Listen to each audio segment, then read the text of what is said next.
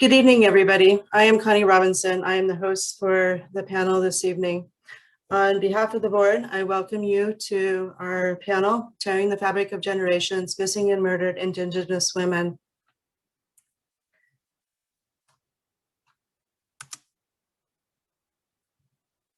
Excuse me, my screen something's happening here. So let me just make it easy and get rid of the slides. Okay, this panel is part of our year-long series of conversations, The Next Normal, Building a Just and Equal Future for All Women in Washington.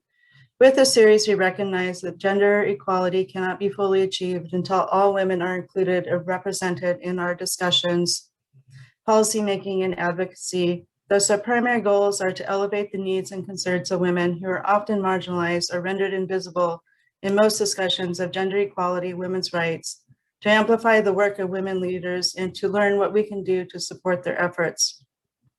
Tonight, we will hear from 4 women leaders who are tirelessly working to raise awareness and to advocate on behalf of the families of missing and murdered Indigenous women, as well as to create and implement better policies and policing to combat this epidemic of violence directed against Indigenous women and their communities.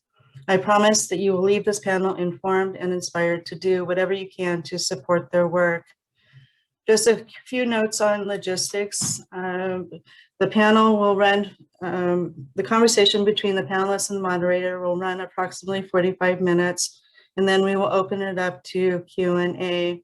If you have any questions, please put it in the Q&A box. We will, and the questions will be read on your behalf. Please note that due to time restrictions and the possibility of duplicating questions, some of your questions may not be answered, and some of the questions may be combined into one general question. Next, I would like to offer a tribe acknowledgement to acknowledge that CWD and myself are located in Seattle, and we are on the land of the Duwamish people. I strongly suggest that you visit a website that I will put in the chat since it's no longer on my screen, so you can see what tribal land that you are present on. I think this is especially important considering the topic of this evening, because much of what we will talk about can only be seen in the context of colonialization and the impacts that this has had on the Indigenous communities, not only within Washington State, but within the entire Pacific Northwest.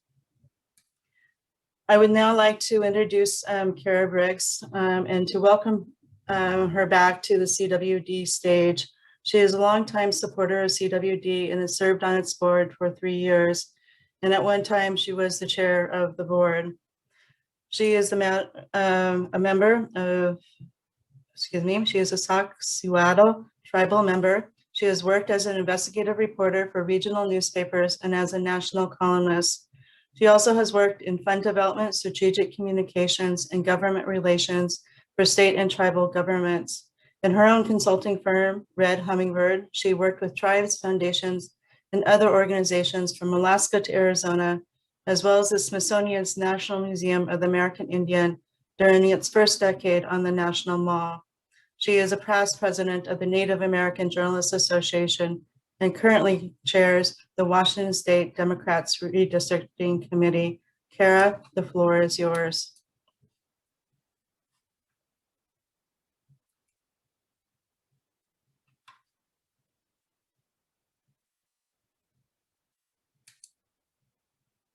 Yes, thank you.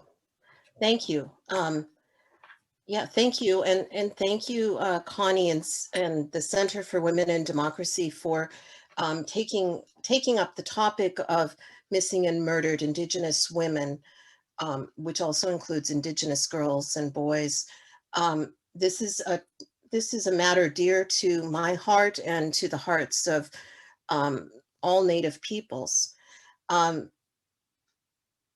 When you're in the Native world, what you realize is how very closely connected we are and how very small the world is in terms of being able to know someone who is your relative or the relative of your relative. And eventually we're all relatives of each other's relatives in our consciousness and in our actuality. And what has been stunning in the world of the other world of social media is that we have finally brought to the light the sheer numbers of missing and murdered Indigenous women that occur across the country. I can't think of a day that goes by that I don't see a post on Facebook by a Native family saying someone in their family is missing, or someone in their family has been found murdered. It touches every reservation, every city, every highway in this country. In my earlier work as a journalist, we used to talk a lot about the Kerner Commission report of 1968. That was the report on the riots that were occurring in cities across the nation at that time. And it comes to mind now because of the unrest and the, what occurred, the demonstrations that needed to occur last summer following the murder of George Floyd. But what the Kerner Commission found that was so important to think about, it laid the framework for what we understand today as systemic racism. When the suppression of a group of people occurs at every level of society, be that the local businesses, be that the city halls and the state legislatures, the Congress, the media, national and local, be that the police brutality and dysfunction, be that the local DA's office or the FBI and so on. And that's the failure we saw last summer with the murder of George Floyd. But there's also another failure that we've seen for, I could say, decades in terms of missing and murdered Indigenous women. And having come from a long career in the region's news media, I can say these topics, I have seen these topics, I have proposed to major newspapers in our region that we cover these topics in the 90s and the early 2000s. And I was told variously by notable journalists, you would know, that these women aren't worth covering, that these are not prostitute or near to being prostitutes, to which I would say, does that mean we should murder prostitutes, or what does that mean? But the opposition and the stereotyping of Native women in all aspects of our society has been profound. And not to start on a downer note, but rather I've invited two women that I admire to talk to us about this issue, about how we should think about it, about how maybe we can move things forward. And I'd like to recognize the panel. I should also say that the performing artist, Joanne Shenandoah, had planned to join us tonight, but because of a death in her family, she's not able to. So our thoughts and prayers are with her. So I'd like to introduce Patty Ghosh. Patty is the tribal liaison focusing on the issues of murdered and missing women for the Washington State Patrol. It's a very important role, but what you also need to know is it's a brand new role that Patty is filling. There's also another person in that role for Eastern Washington, and her being in this job and the existence of this job represents a new level of commitment from the state and the Washington State Patrol in working on these issues and trying to eliminate the need for women to be murdered and missing. I will also recognize Emily Washings. Emily is a member of the Yakama Nation, and she is an author, a lecturer and professor, and an activist. And lastly, say, if you hear me a little bit raspy, I'm just getting over a cold. But can I welcome the panelists now? Hello, Kara. Thank you for such a kind introduction. Hi, Emily. Hi, Patty. So to launch this today, I gave a very brief overview to your experience, but I would ask you both, and maybe we'll start with that with Patty and go to Emily, simply alphabetically speaking. But my question is, would you tell us how you came to work on issues of murdered and missing Indigenous women? And in that, would you also touch on how your professional or personal experience led you to this? Absolutely. So this started with me in 2000. I was working with Northwest Haida, which is a program under Office of National Drug Control Policy as a loan out from State Patrol. So I've been with the service, or state service, for 25 years. And at that time, we discovered that many of the foreign national drug traffickers were targeting Indian country because of the jurisdictional boundaries. And I had the benefit of working with a tremendous mentor, Dave Rodriguez, who supported my efforts. And we reached out to each of the tribal law enforcement during that time. At that time, tribal law enforcement did not have any authority to arrest or interdict with any non-native offenders. But we did learn that about the women and girls who were being targeted by these organizations to either blackmail families or just to get their influence to be able to get into the tribal communities to commit their crimes and hide in safety without anyone able to reach them.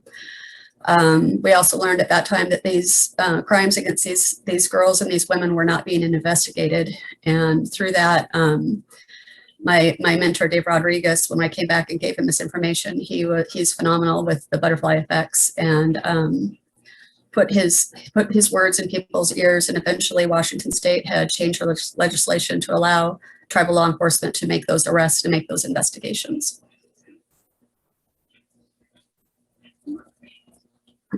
Thank you. That's awesome. What is butterfly effects? For myself, I am a train wreck through a China cabinet. I like to go directly to the source and put it out there. But I'm with Dave. He knew that would turn a lot of people off and shut people down from listening. So when something would come up, he would make little suggestions here and there just to influence. And eventually he allowed myself to author a report on what was happening. And that went out nationally. That was in 2009. Thank you. Thank you. That's amazing. Emily? Yeah, so I grew up on the Yakama Reservation. I live here now, which is in South Central Washington State, for those of you that aren't aware. So growing up, we were warned about this silent crisis. So it means like at a young age, when we're heading to like a basketball game or something like that, like something would trigger my mother to talking about, this is where a woman was found, you have to be very careful. So, one of the phrases that we hear a lot are like, I don't want you to end up in a ditch. Like there's all these series of things that you have to do to protect yourself from being a part of this silent crisis. And so, by 6th grade, I was reading a lot of Ann Rule and true crime and learning about modus operandi and, what serial killers would look for. And I realize now as an adult, like, I don't see my kids doing those kind of things. So I've always been very familiar with just what's happened and what's gone on with our women with regards to missing and murdered. I study historical aspects of that. And I recently published a case study And it's an open source case study, which means you don't have to pay into anything. This is always my struggle. Sometimes I want to read something and I can't. So it is with the Evergreen Native Case Studies, which is open source, and it's called War Cry. Could you tell us what War Cry or what the findings of your study are at the highest level? Yeah, I searched for descendants of the Yakima War on the other side, as I was also researching the historical and present day patterns of missing and murdered Indigenous women. Okay, thank you. And then for Patty, I wanted to ask, can you speak to how widespread this issue of missing and murdered Indigenous women is? And it makes me wonder, do we even know the scale of what we are dealing with here? So we're getting closer, but not close enough. We have a lot of cases where people simply have not reported for decades they're missing people. A lot of that can be fear from for law enforcement, fear of outsiders. Our longest person that was missing that we were contacted by was a family in Canada whose uncle went missing in 1967. We were successful in finding him. Unfortunately, he was not interested in communicating with his family.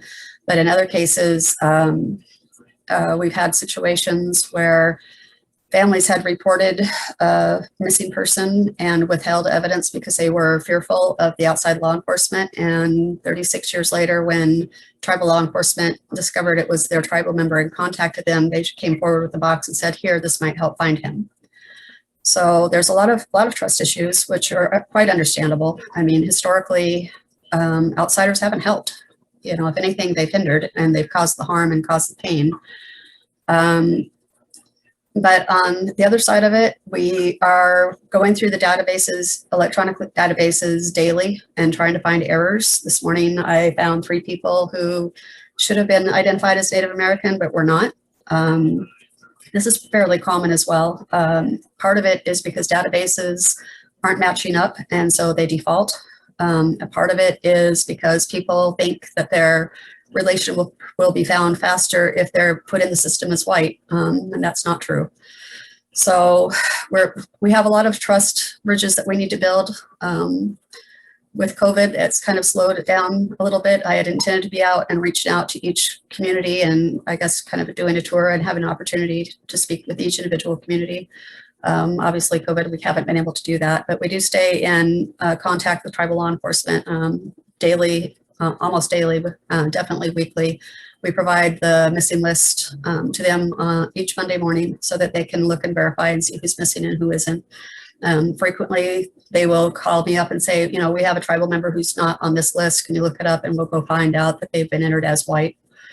It's going to be a long trail. We've been going at this since November 2019, and we are making improvements, but it's not close to where we need to be yet.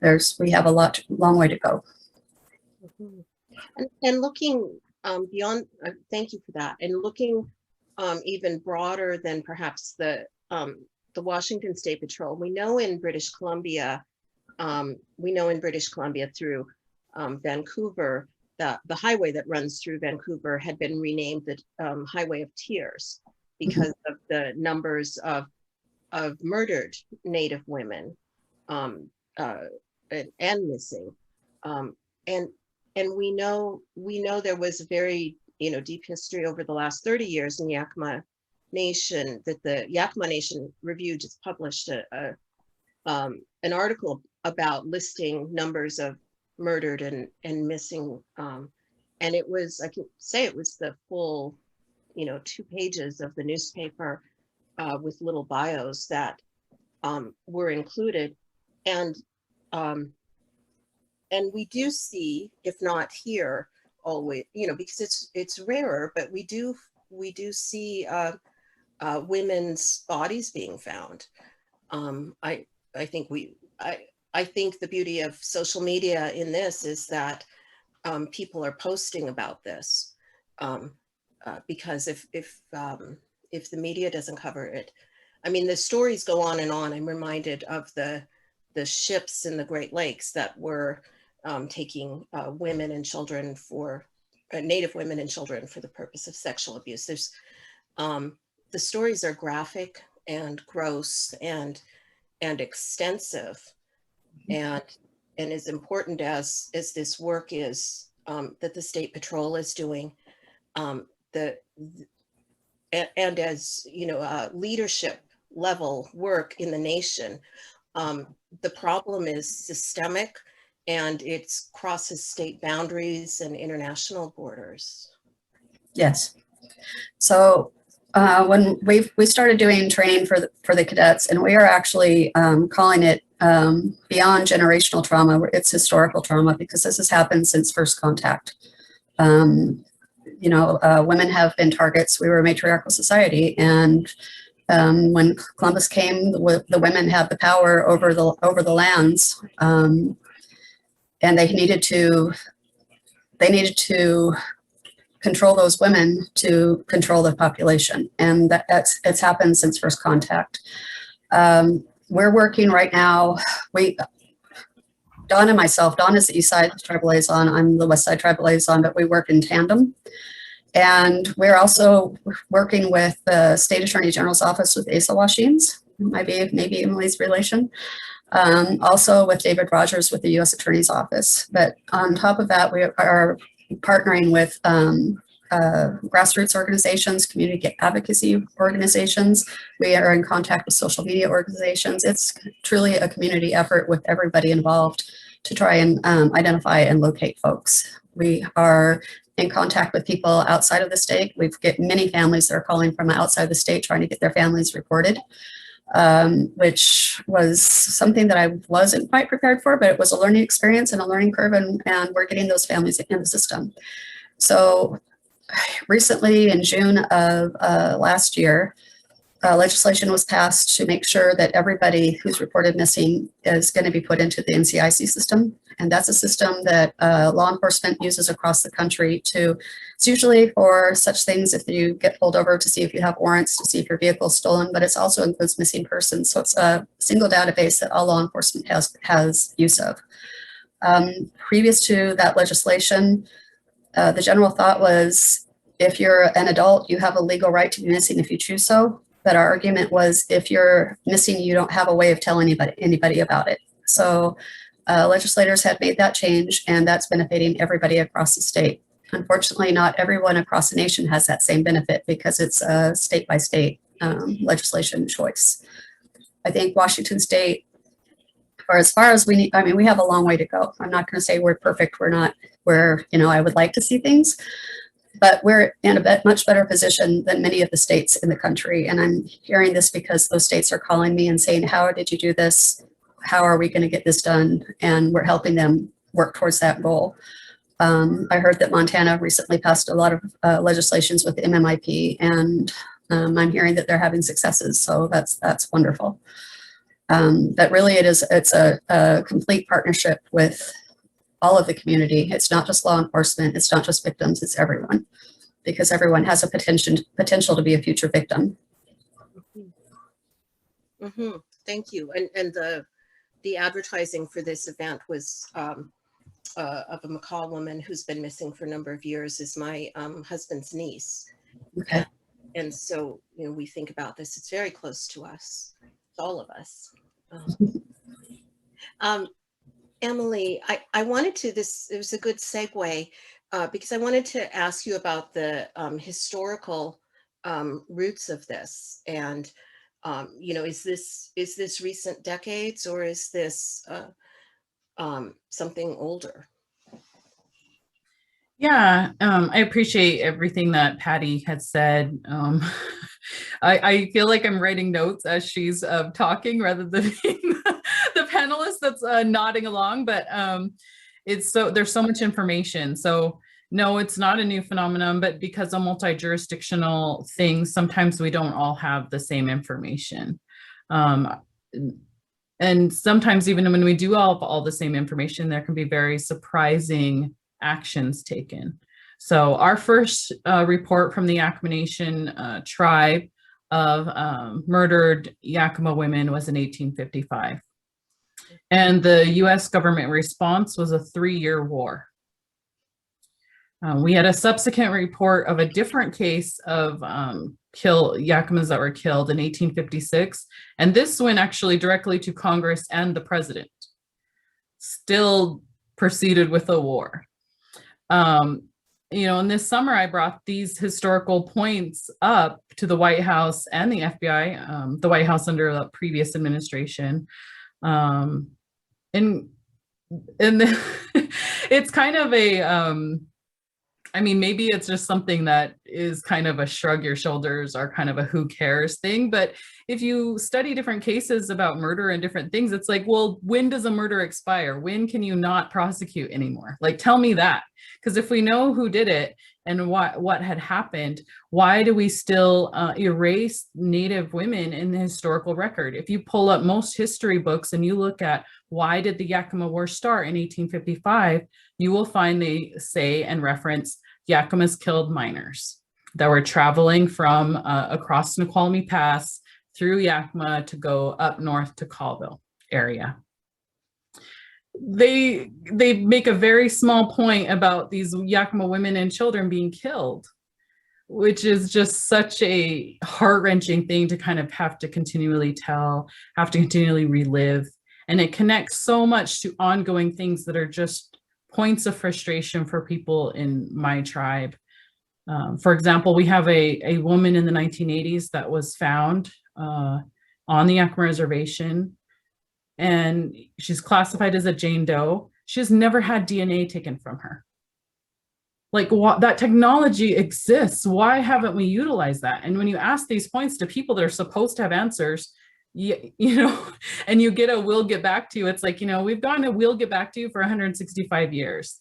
So part of me, it feels like Yakimas have been very patient. Tribal people have been very patient through this process.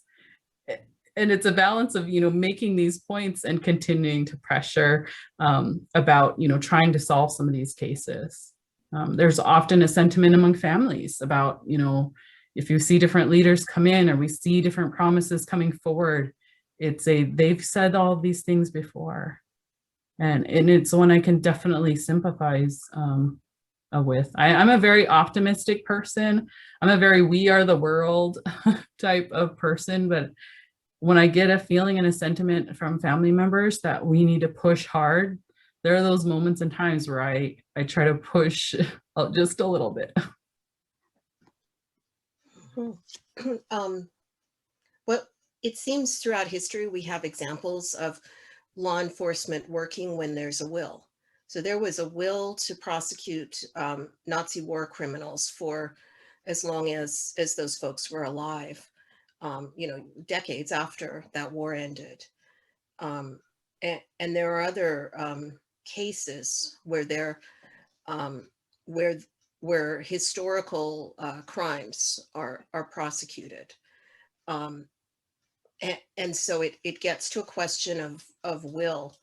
And that is one of the reasons why I think we need to have these panels with, you know, with women leaders in particular, who may be able to influence to show that we have a will to change this. Patty, I wanted to dig a little more deeply into law enforcement, and clearly law enforcement is dealing with issues of police brutality, of bias in policing. This is a national crisis that the country is facing, not specific to any particular agency. But I wondered what is your sense in law enforcement, maybe at large, of their commitment to working on these issues of the violence against Native women. And I certainly don't want to put you on the spot regarding your agency, but so I would just say kind of at large, and knowing that we're in a national crisis with, you know, the police brutality, particularly against Black men. This is another issue of violence against a minority community and crime against a minority community. Is there a commitment to it? I can tell you with the Washington State Patrol, absolutely.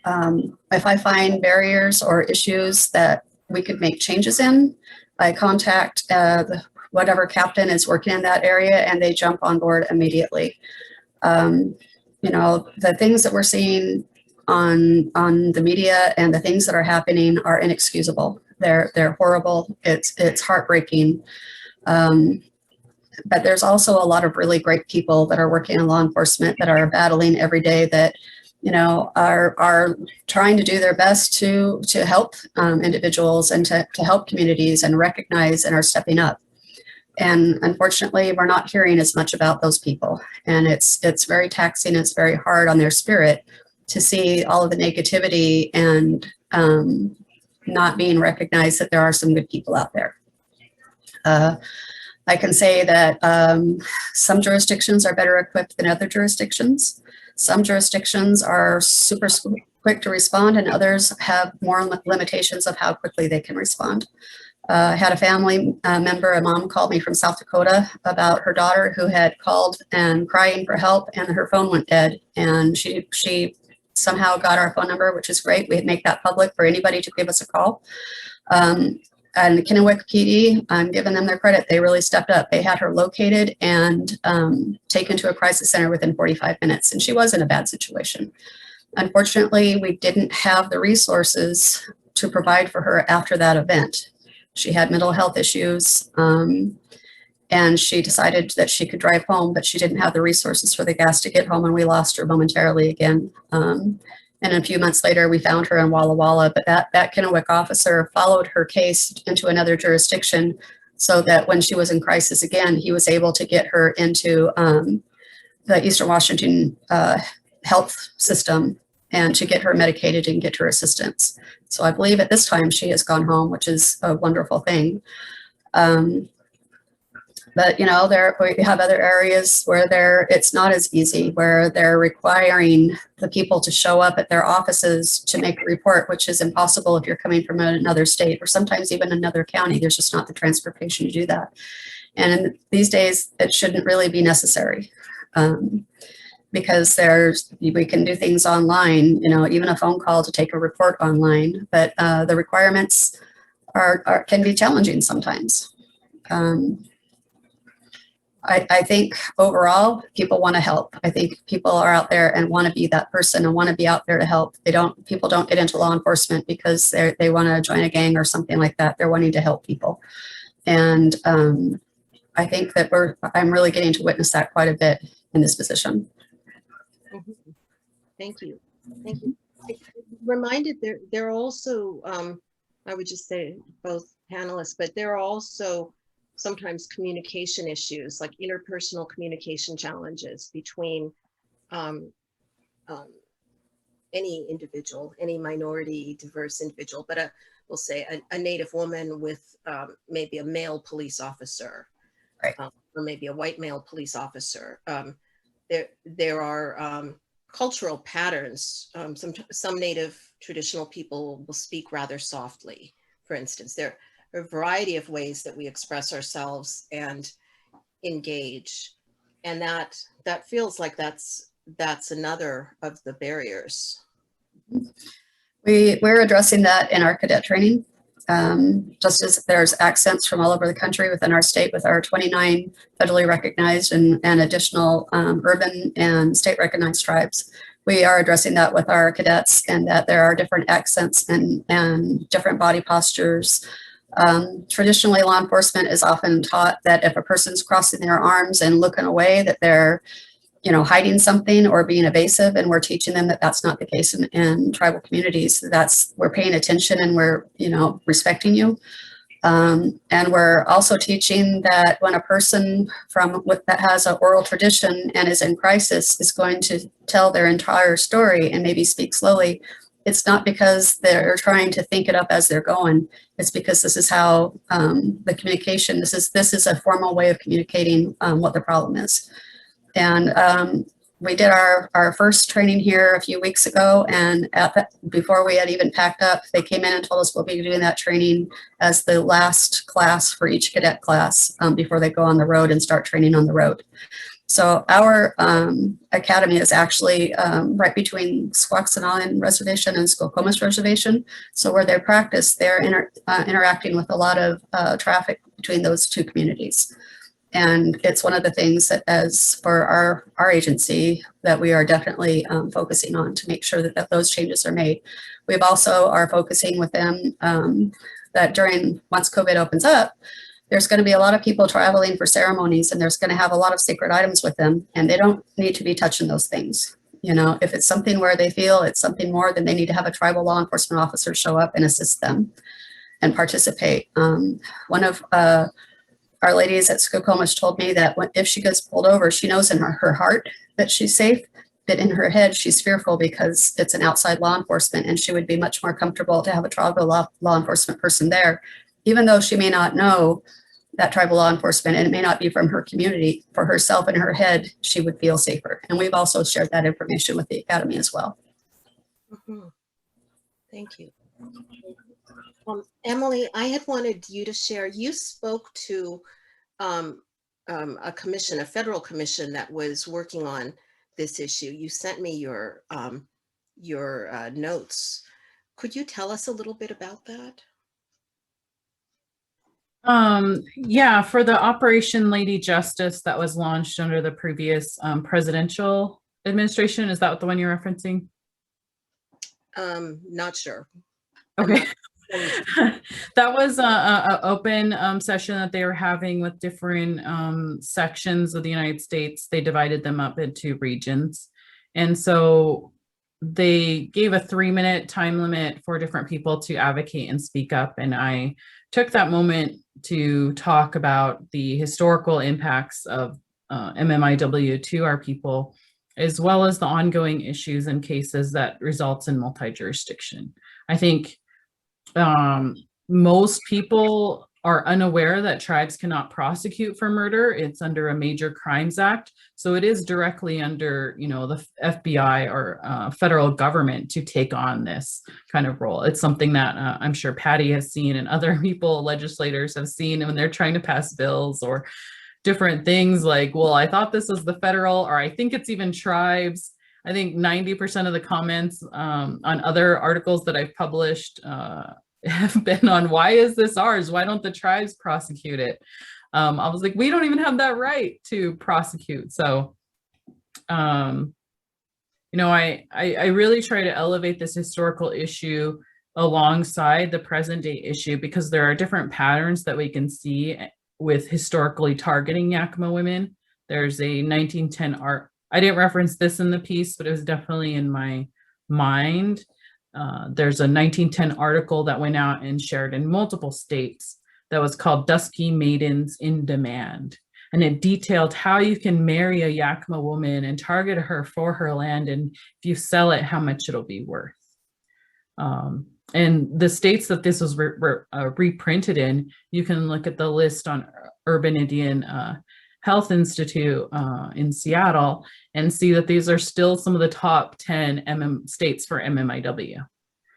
So these things that we're saying and representing aren't something that's new. These messages from families that are come forward have a foundation of historical violence that have been presented. And so when we ask something simple like, who's going to pay the $5,000 to extract DNA from this woman, which has been held up since 1980s, and I get a "we'll get back to you" from the federal government, it's just not a cool thing. It's like, why won't the judge sign this order? Or why won't the FBI step forward and try to move forward with it? So, I mean, what you read in my statement, which is public record, is points of frustration mixed, swirled with some optimism and some 1960 or 165 years of my tribe's patience wearing a little thin.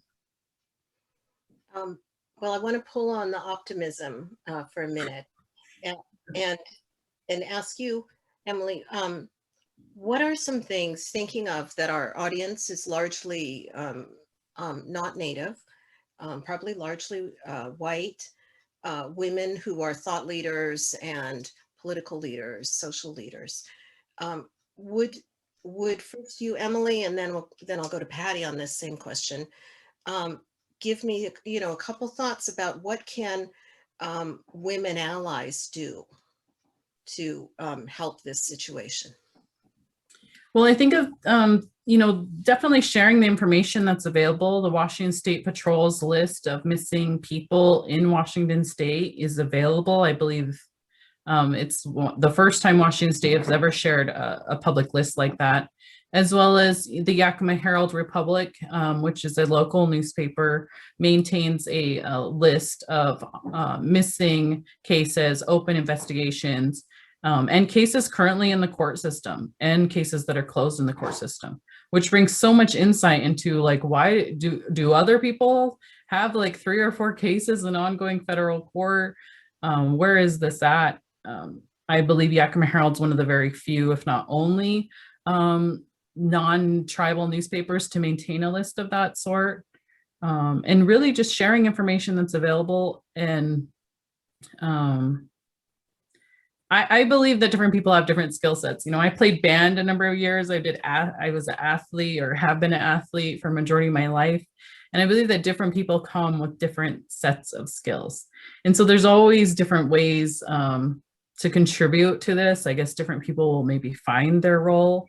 I can think of a project that I was working on to protect historical grave sites of MMIW, which have been disturbed multiple times.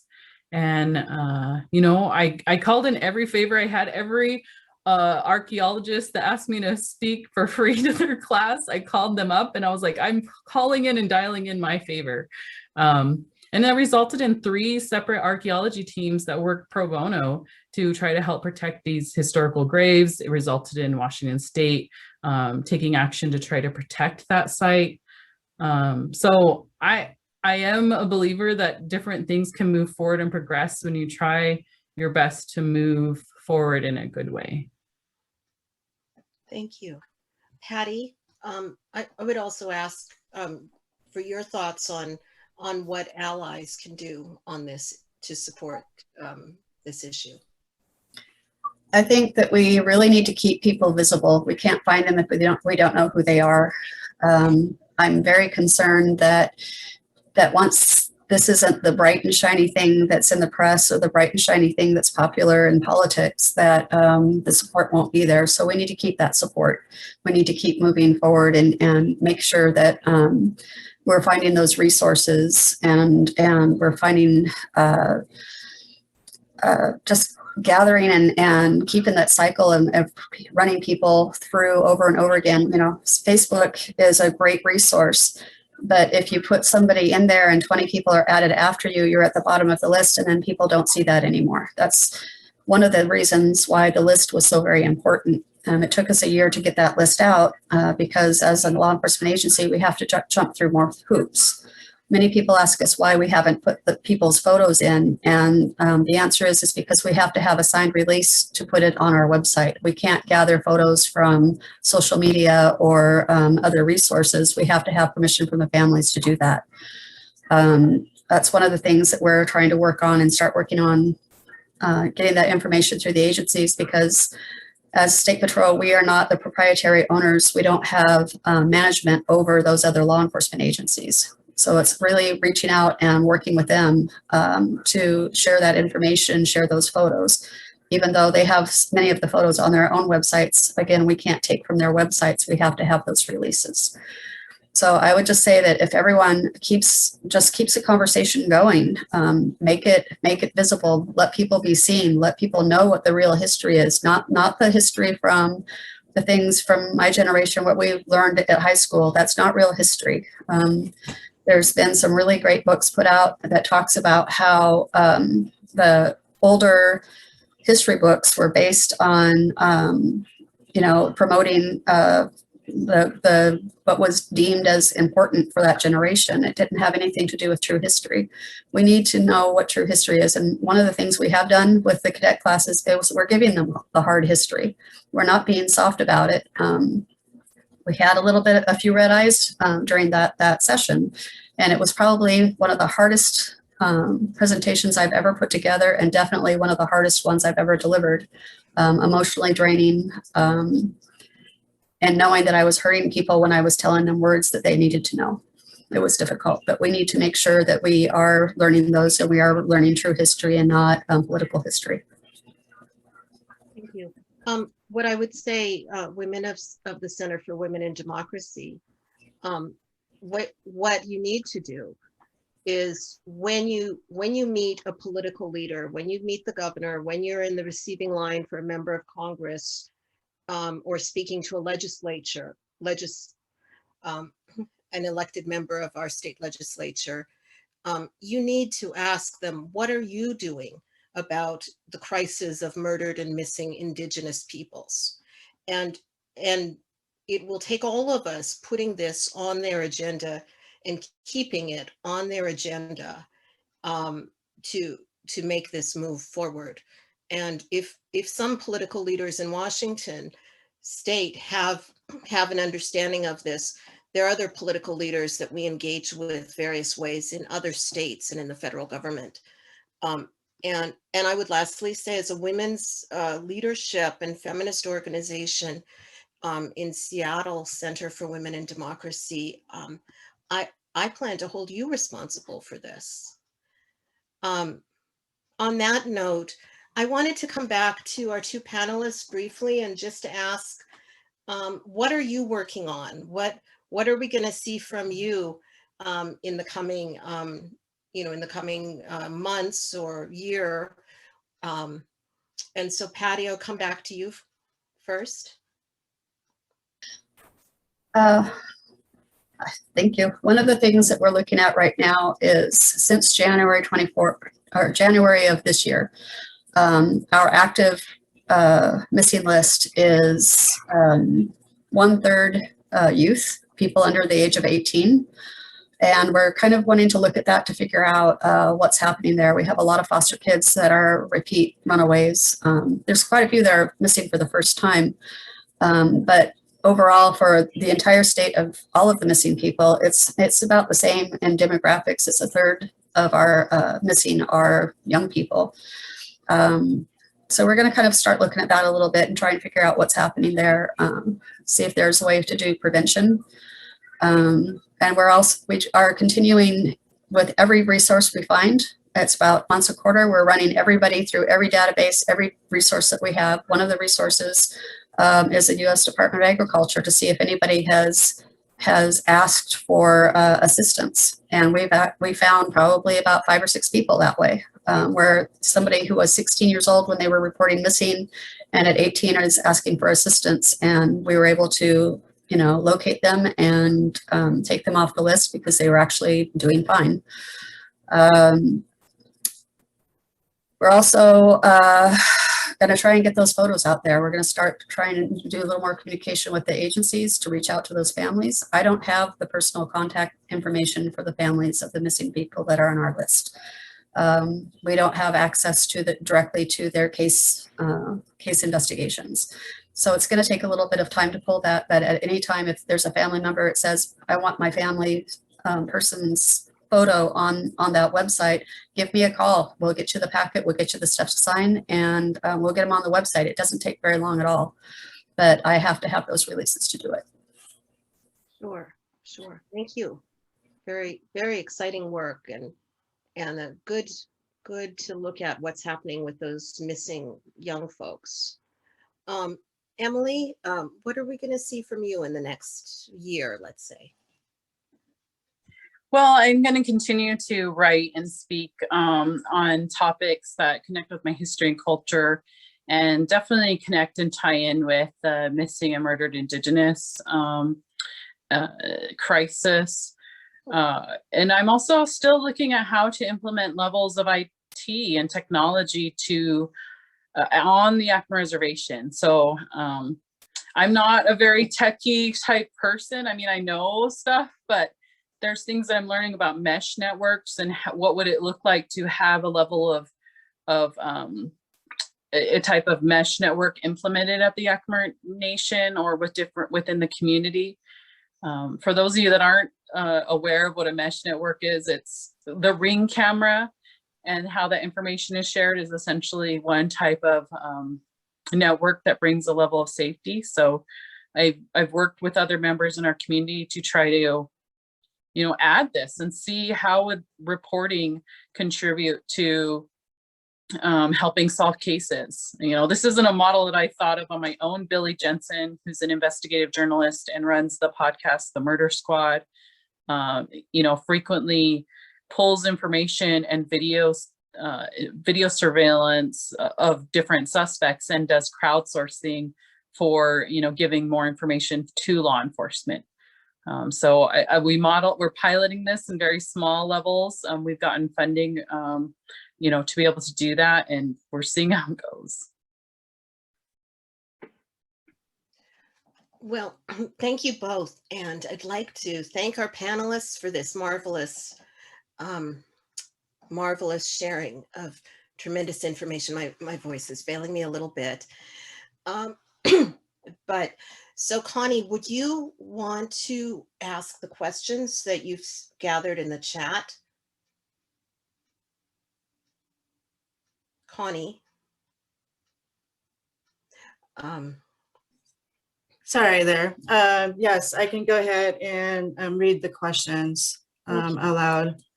This message is from Rachel. She asked, could you speak a little to law enforcement reporting and missing murdered Indigenous women for nations that overlap states such as the Navajo nations, also specifically related to the New Mexico context? What is New Mexico specifically? New Mexico specifically may be able to improve to respond for both the Navajo Nation and the Pueblos, as well as the Mescalero community. I would just simply say, Rachel, we on this panel are not experts in New Mexico, and so I would refer you to the law enforcement staff there, as well, the Navajo Nation. But I think the base of that question is worth unpacking. Kind of the cross-jurisdictional issues where we have maybe multiple law enforcement agencies, tribal police, local sheriff, other FBI involved, and how complicated is that in these cases of, I'll say, violence against Native women? Patty or Emily? Well, I am not an expert of New Mexico or other states, definitely. And Washington State, we have, let's see, well, I think the key thing is on a national level and even a local level, the missing person needs to make sure that they got put into the NCIC program. That's the National Crime Information Center.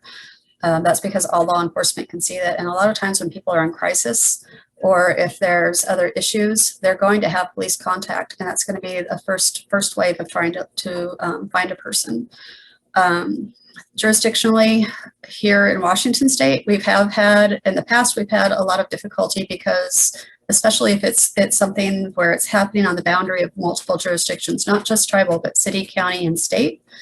There's always, they have something, trying to think of what the term is they use, right of refusal.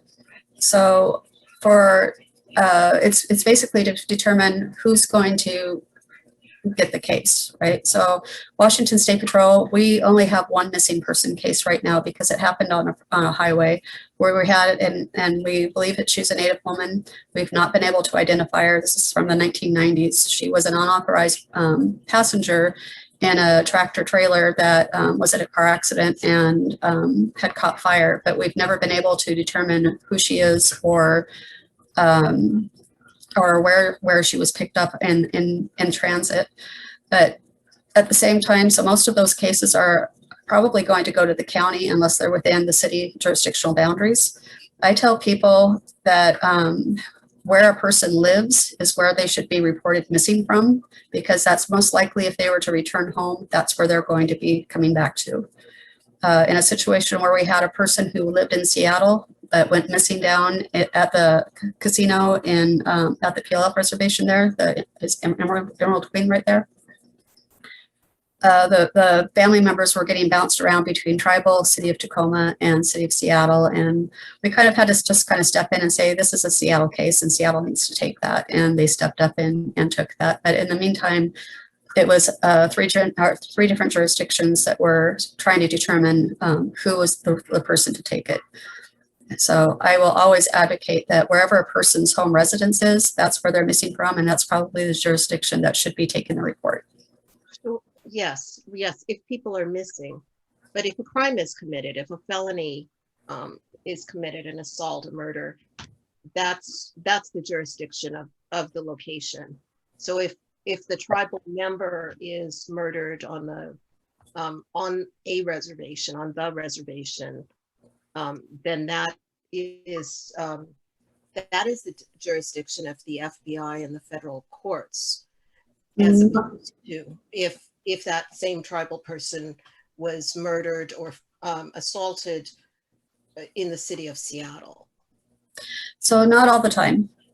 Some of our tribes are what they call public law 280, and the state would have the jurisdiction and the counties would have the jurisdiction for those investigations and for that prosecution. The federal has the prosecution authority on Yakima Reservation, but if it was at Skokomish and a crime happened, it would be the county that would investigate and would go through state courts. Mm-hmm. Unfortunately, the tribes themselves don't have the authority to prosecute those felonies. Mm-hmm. Mm-hmm. Right, exactly. That goes to the federal law, the federal law that I'm trying to think which one, Emily, but it's the federal law that it's kind of the framework of federal laws that diminish the sovereignty of tribes. Yes. And public law 280 being one of those, and certainly we know Yakima Nation rescinded it, retroceded public law 280 a few years ago. But all said, it's complicated to be a Native person, and goodness, God forbid that you're a murdered Native person in this jurisdiction or that jurisdiction, right. Because it's way more complex than it would be if you were, if that same person was a non-Indian, a white person, for instance, or another race. Yeah, I just want to add on real quickly that Amber Crotty, who's a Navajo tribal leader, they call them Navajo delegates down there, their tribal council, is a really strong advocate for MMIW. She helped implement the alerts that go out for missing children based on a Navajo child that went out. So you can see her pictures with people in DC. She continues to wear yellow in memory of that young girl that was abducted and killed.